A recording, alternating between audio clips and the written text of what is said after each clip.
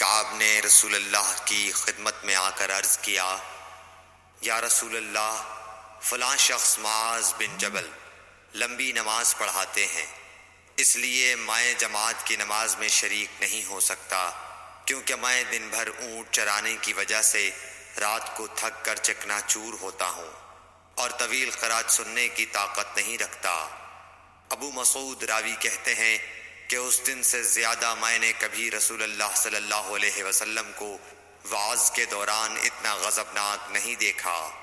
آپ صلی اللہ علیہ وسلم نے فرمایا، اے لوگو، تم ایسی شدت اختیار کر کے لوگوں کو دین سے نفرت دلانے لگے ہو۔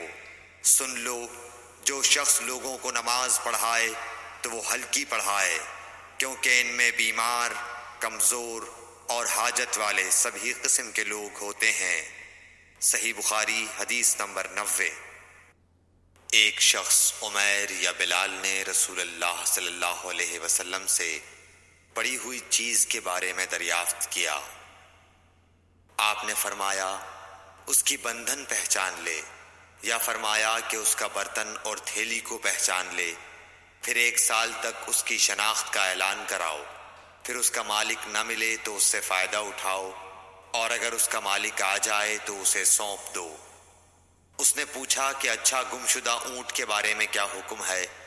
آپ کو اس قدر غصہ آ گیا کہ رخسار مبارک سرخ ہو گئے، یا راوی نے یہ کہا کہ آپ کا چہرہ سرخ ہو گیا۔ یہ سن کر آپ صلی اللہ علیہ وسلم نے فرمایا، تجھے اونٹ سے کیا واسطہ؟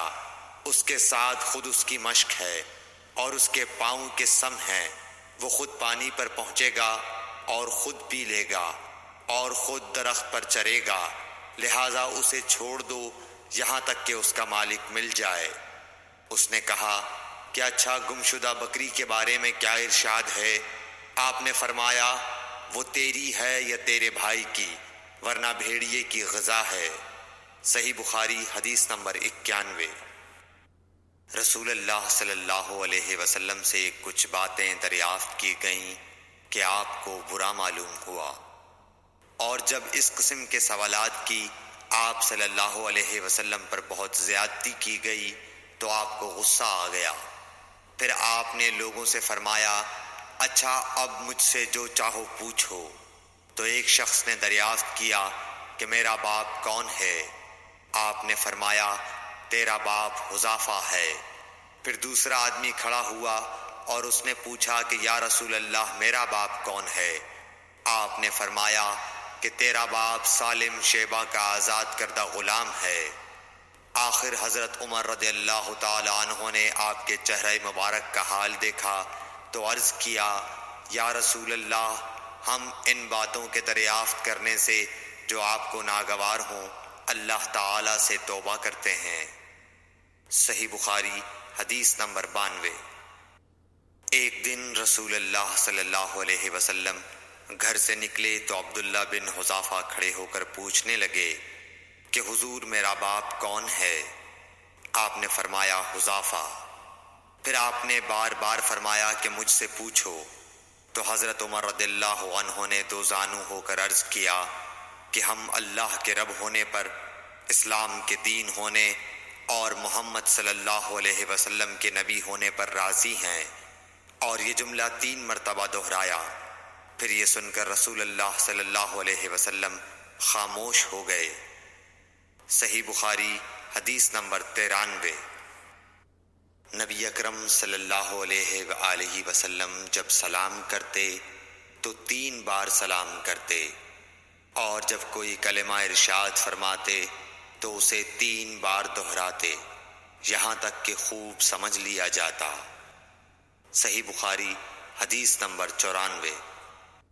رسول اللہ صلی اللہ علیہ وسلم جب کوئی کلمہ ارشاد فرماتے تو اسے 3 بار لوٹاتے، یہاں تک کہ خوب سمجھ لیا جاتا، اور جب کچھ لوگوں کے پاس آپ تشریف لاتے اور انہیں سلام کرتے تو 3 بار سلام کرتے۔